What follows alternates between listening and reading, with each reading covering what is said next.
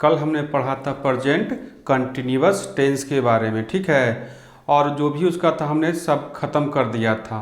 तो हमने कल बोला था कि कल हम लोग प्रेजेंट परफेक्ट टेंस के बारे में पढ़ेंगे।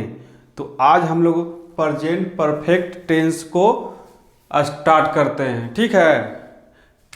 तो प्रेजेंट परफेक्ट टेंस के बारे में जैसे कि मोटा मोटी हम आपको बता दें कि क्या होता है कि जो ये टेंस कार्य को पूर्ण होने का बोध कराता है, लेकिन वह कार्य वर्तमान काल में पूरा होना चाहिए। क्या हमने बोला?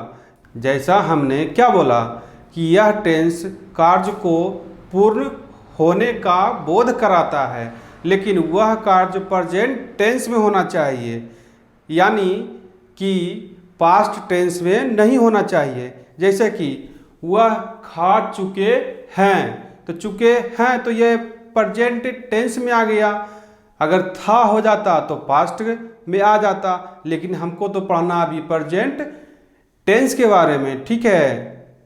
तो हम लोग पढ़ेंगे आज प्रेजेंट परफेक्ट टेंस। तो इसका लिखेगा डिफिनीशन, ठीक है। डिफिनीशन के बारे में थोड़ा सा हम लोग जान लें। तो जैसे सबका डिफिनीशन होता है, इसका भी डिफिनीशन होगा।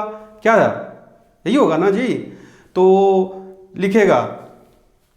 लिखेगा जिस हिंदी क्रिया वाक्य के अंत में चुका है, चुकी है, चुके हैं अथवा या है, ये है, ये हैं इत्यादि लगा रहे तो वह वाक्य प्रेजेंट परफेक्ट टेंस कहलाता है। क्या हमने बोला? जिस हिंदी क्रिया वाक्य के अंत में चुका है, चुकी है, चुके हैं अथवा या है, ये हैं इत्यादि लगा रहे तो वह वाक्य प्रेजेंट परफेक्ट टेंस कहलाता है, ठीक है।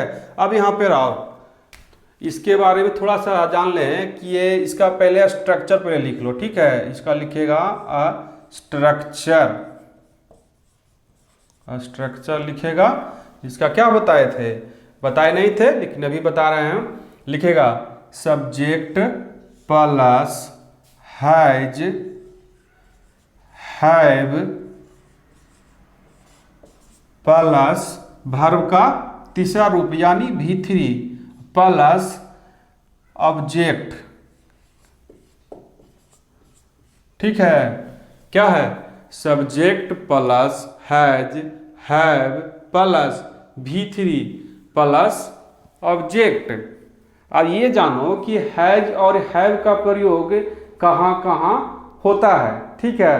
तो हमने बताया था first person, second person, third person, और उसका बताया था सिंगुलर नंबर, प्लूरल नंबर। इसके पहले हमने बताया था, वो उसी टाइम हमने बोला था कि ये जब तक तुम नहीं जानोगे तो ट्रांसलेशन नहीं बनेगा। याद करो, जैसा कि यहाँ पे तुम देख रहा होगा कि कुछ बोर्ड पे लिखा हुआ है, इसके बारे में तुम पहले पढ़े थे, ठीक है। लेकिन यहाँ पे हमको अभी ज़रूरत है, इसलिए यहाँ पे फिर से हम लिखे हैं, ठीक है।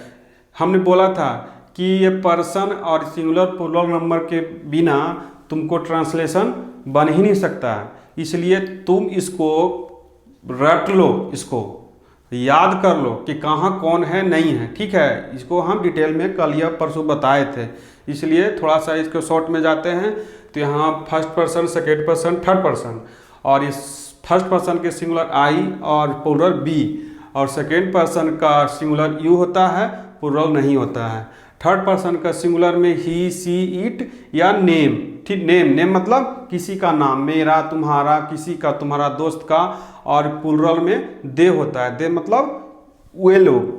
तो यहाँ पे हम लोग इसलिए इसको हम पढ़े हैं दोबारा कि यहाँ पे हमको यूज है, जैसे कि हैव का प्रयोग, ठीक है। यहाँ पे हैव प्रेजेंट परफेक्ट टेंस में हैज एवं हैव का प्रयोग किया जाता है, तुम स्ट्रक्चर में देखा होगा, ठीक है। इसीलिए हम इसको फिर से दोबारा हमको यहाँ पे लिखना पड़ा, ठीक है। तो यहाँ देखना कि हैव का प्रयोग, तो हैव का प्रयोग एवं हैज का प्रयोग कहाँ कहाँ होता है, तो यहाँ पे हेडिंग डालेगा हैव का प्रयोग, ठीक है।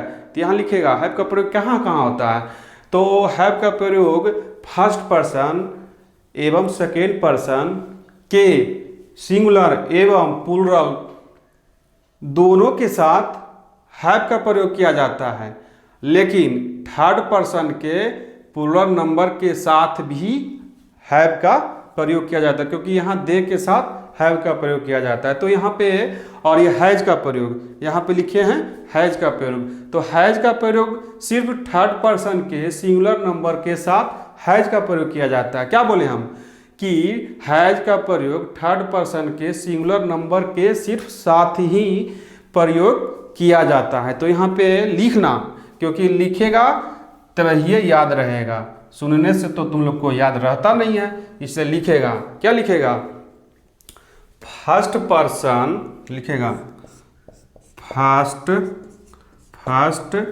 सेकेंड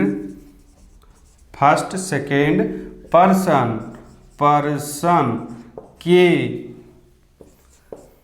सिंगुलर एवं प्लूरल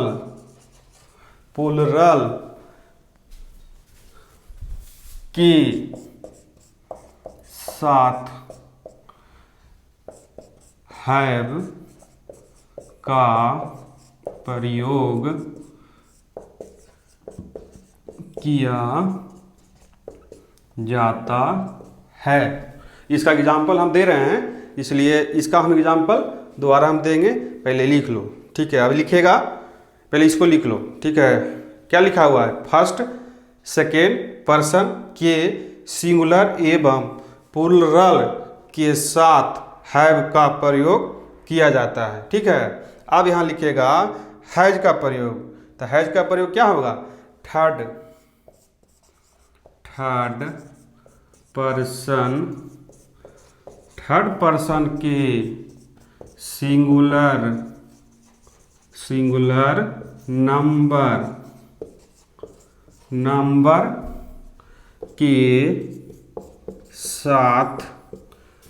नंबर के साथ हैज का प्रयोग किया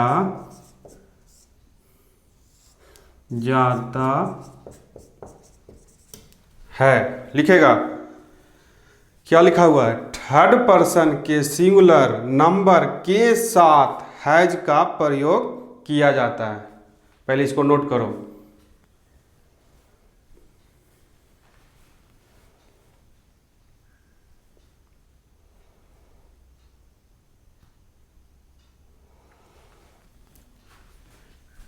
ठीक है, तो हो गया ना, मिटाते हैं इसको, ठीक है मिटाते हैं।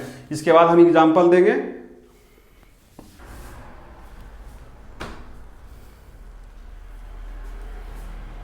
लिखेगा, क्या लिखेगा,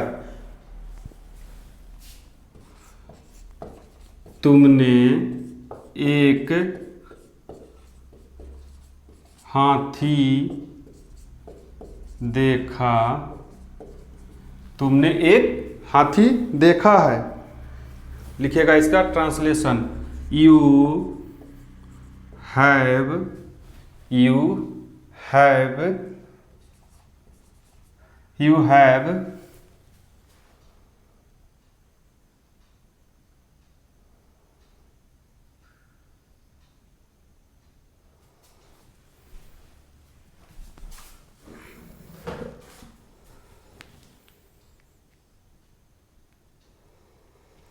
तुमने एक हाथी देखा है का इस ट्रांसलेशन, तुमने एक हाथी देखा है ट्रांसलेशन।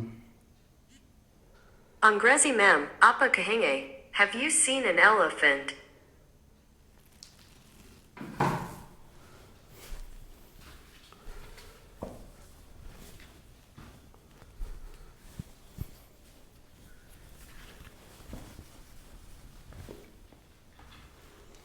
इसका ट्रांसलेशन लिखेगा, यू हैव सीन, क्या है, सीन, सी का तीसरा रूप होता है सीन, ठीक है। SEEC का पहला रूप होता है और तीसरा रूप SEEN सीन।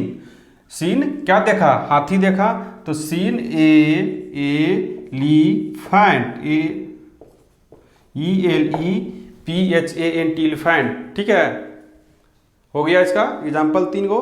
ऐसे जानता है प्रेजेंट परफेक्ट टेंस का मतलब तो हम पढ़ा रहे हैं, ठीक है, लेकिन इसके बाद दिखता होगा कि निगेटिव सेंटेंस हम लिखाते हैं। ठीक है, तो कितना के मन में आ रहा होगा कि सर तो निगेटिव सेंटेंस लिखाते हैं, लेकिन यहाँ पे जो लिखाते हैं तो यहाँ तो कुछ नहीं है, सिर्फ प्रेजेंट परफेक्ट टेंस लिखाते हैं। तो यहाँ पे थोड़ा सा जान लो, इसका मतलब होता है अफर्मेटिव। अफर्मेटिव मतलब सकारात्मक।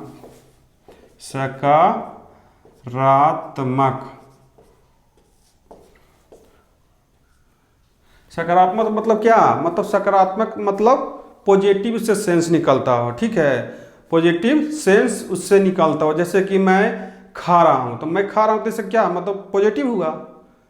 ठीक है, मैं नहीं खा रहा हूँ तो इसका मतलब नेगेटिव। इसीलिए यहाँ अगर जिस चीज़ को अगर दिक्कत होता है तो उसके ऊपर लिख देगा। जब भी हम लिखाएंगे इसका स्ट्रक्चर प्रेजेंट परफेक्ट टेंस का सबसे पहले वाला स्ट्रक्चर, उसके ऊपर अफर्मेटिव लिख देगा, ऐसा हम लिखा देंगे। ठीक है, अफर्मेटिव सेंटेंस। अब लिखेगा इसका एग्जाम्पल, देख लेना। ठीक है, देख लेना। अब लिखेगा सोहन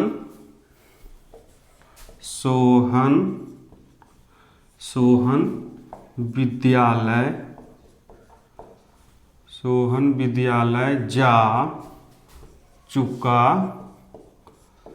है। देखो इसका हम डिफिनेशन में लिखाए थे या बोले थे कि इस सेंटेंस में किसी भी कार्य को पूरा होने का बोध करवाता है। यही ना हुआ?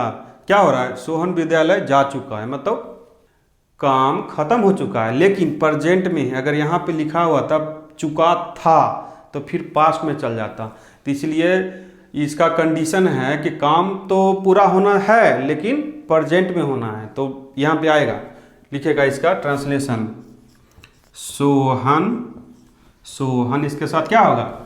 क्या बोले थे? सिंगुलर नंबर के साथ हैज का प्रयोग किया जाता है। तो यहाँ पे सोहन एक सोहन है। ठीक है, तो एक के साथ क्या होगा? हैज का प्रयोग होगा।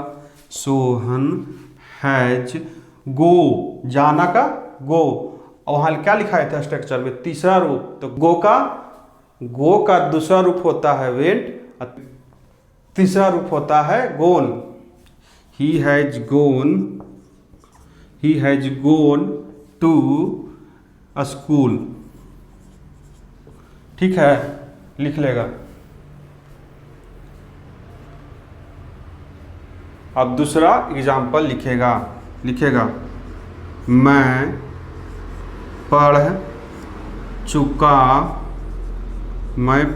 चुका हूँ।